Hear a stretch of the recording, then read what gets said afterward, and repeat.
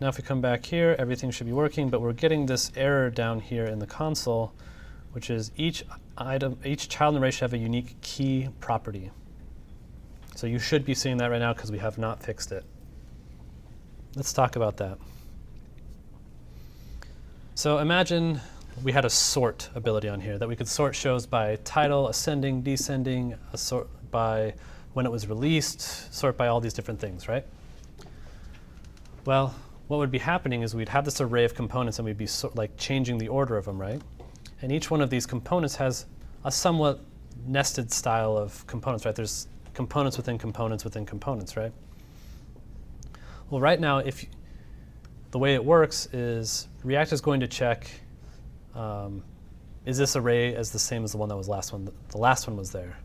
And it's going to say no, and then it's going to blow everything away and totally re-render everything. Now, that should like set off some warning bells in your head because that's really inefficient, right? What it could be doing is just reorganizing them, right? Because that's all we're doing. So it could keep all of that DOM structure, all those DOM nodes, and just move them around. And these aren't particularly complicated components, right? But imagine if they were deeply nested components that had like D3 charts and SVGs and all that kind of crazy stuff on there. That could get really expensive really fast, especially if you have like 100 nodes.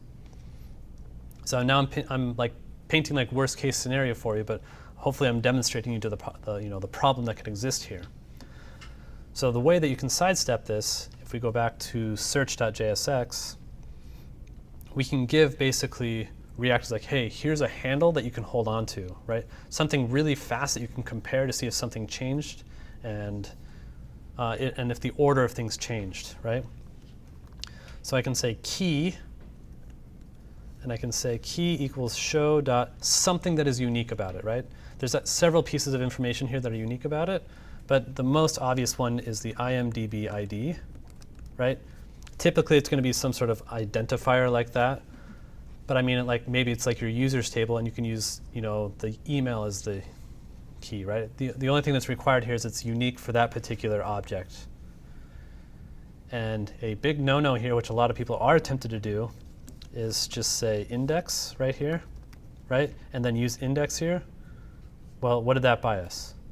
Literally nothing, right? Because if anything gets sorted out of order, then the index is going to change and it's going to re-render anyway, right? So don't use index that way, unless that's literally the only thing that changes. So in this case, we're going to use IMDb ID. That way, let's say if I move Atlanta from the first one to the last one, it can just say, oh, okay, this IMDb ID is the same. I'm just going to take this one and plop it down here. Make sense? Cool.